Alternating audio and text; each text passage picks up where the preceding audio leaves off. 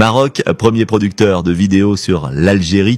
Sur les plateaux télé algériens, l'angoisse ne vient pas du sujet du jour, mais du destin de l'extrait, car tout Algérien, un tant soit peu conscient de la géopolitique moderne, sait qu'à peine le mot « problème » est prononcé, un Marocain surgit, téléphone en main, connexion 4G tremblotante, prêt à lancer la production d'une vidéo YouTube, TikTok, Facebook, Snap. Regardez ce que les Algériens disent d'eux-mêmes. À partir de là, tout est perdu. La parole se ferme comme une huître, le ton devient neutre, diplomatique. On ne parle pas de problème, on parle de défis et de choses à améliorer. L'invité regarde la caméra comme on regarde un miroir qu'on sait piéger. Derrière chaque objectif, il soupçonne un montage perfide. Ce n'est pas qu'on n'a rien à dire. Le problème n'est pas le manque de mots, mais l'abondance de regards indiscrets.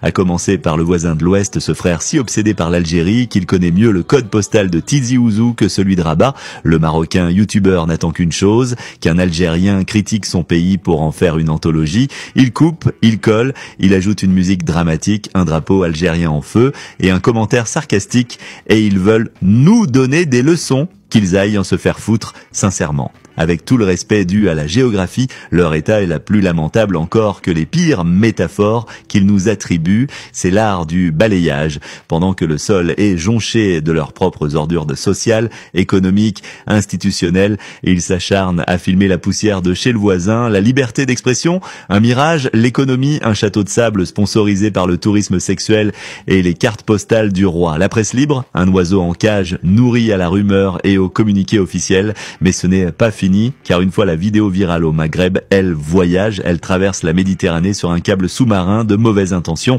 et là, la France entre en scène, elle clique, elle commente, elle relaie, elle jubile, elle adore quand les Arabes se critiquent entre eux. Le français post-colonial, celui qui croit encore que les colonies ont été civilisatrices, brandit la vidéo comme un trophée. Même les Algériens disent qu'ils vivent mal. Et bien que la France aille se faire foutre, elle aussi. Ce pays qui parle de démocratie en vendant des armes à des dictateurs.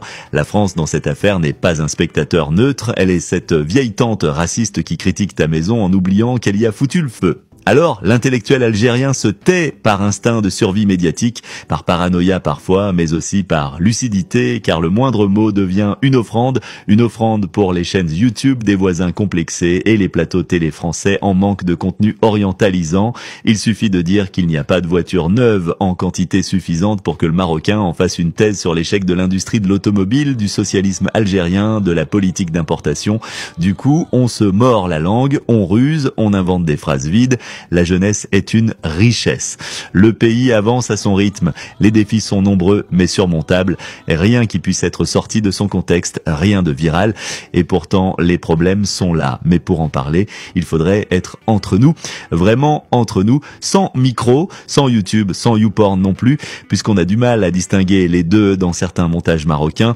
Il faudrait une réunion secrète dans un café qui n'a pas le Wi-Fi, avec des murs épais et des regards fraternels. Là, on pourrait parler, se dire les choses, rire de nous-mêmes sans craindre que le rire soit transformé en arme, car la critique algérienne n'est jamais haineuse, elle est une forme d'amour, l'amour bourru, râleur, mais sincère.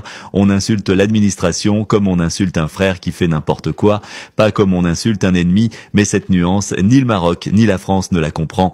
Pour eux, toute critique est un aveu. Une preuve, un argument dans un procès fictif qu'ils tiennent depuis l'indépendance. Alors on se tait, on encaisse et parfois on fait semblant d'aller bien, pas par hypocrisie mais par fierté, parce qu'à force d'être observé, on se tient droit même en boitant, on chante même sans musique, on dit ça va avec un air de défi, et tant pis si le trottoir est un piège, si le fonctionnaire dort, si l'école suinte l'ennui, on gère en silence, et entre deux silences, on rigole car au fond on sait, ceux qui rient le plus de leur malheur sont ceux qu'on n'écrasera jamais. Suite de l'article dans l'Algérie, Tafsir Ismail Zanoun, recueil de 99 chroniques, disponible à partir de septembre 2025.